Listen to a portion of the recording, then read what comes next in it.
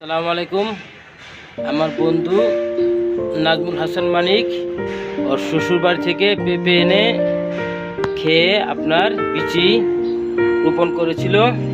দেখেন মাশাআল্লাহ, এই পেঁপে গাছ হয়েছে, 2টা পেঁপে গাছ হয়েছিল। এখন ওরা লাগানোর জায়গা পায় না এবং বারান্দায় পেঁপে গাছটা হবে না, এর জন্য আমাকে দিয়েছে। মাশাআল্লাহ, আমাকে অনেক মহব্বত করছে। এই যে আরেকটা পেঁপে গাছ, মোট 2টা পেঁপে গাছ দিয়েছে আমাকে। ইনশাআল্লাহ সবাই দোয়া করবেন যাতে এই গাছে পেঁপে হয়। আসসালামু আলাইকুম। আমার বন্ধু মানিকের শ্বশুর বাড়ির পেঁপের বিচি থেকে এই পেঁপে গাছ হয়েছিল। এই পেঁপে গাছগুলো আমাকে দিয়েছে, অনেক সুন্দরভাবে ভাবি বড় করেছে এবং মানিক আমাকে উপহার দিয়েছে। এখন এটা আজকে এই ব্যাগে লাগালাম, আস্তে আস্তে বড় হবে আর মাটি দিব ইনশাআল্লাহ। আর পেঁপে গাছটা মাশাআল্লাহ অনেক বড় হয়ে গেছে। এখন এই পলি ব্যাগে লাগিয়েছি।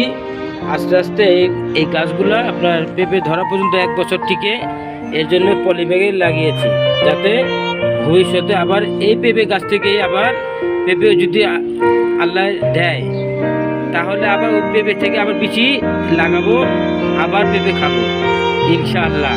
দোয়া করবেন যাতে আমাদের এবং আমার মানিক বন্ধুর আশা পূর্ণ হয়। আসসালামু আলাইকুম। দেখতে পাচ্ছেন এই যে মানিক ভাইয়ের পেঁপে গাছ, 2টা পেঁপে গাছ দিয়েছে ওর শ্বশুর বাড়ির পেঁপে চারা। এরকম তেলের কার্টুনে ছিল, একটা পলি ব্যাগে লাগিয়ে ফেলেছি। এখানে দেখতে পাচ্ছেন এরকম তেলের বোতলে লাগিয়েছিল। এখন মাশাআল্লাহ অনেক বড় হয়েছে।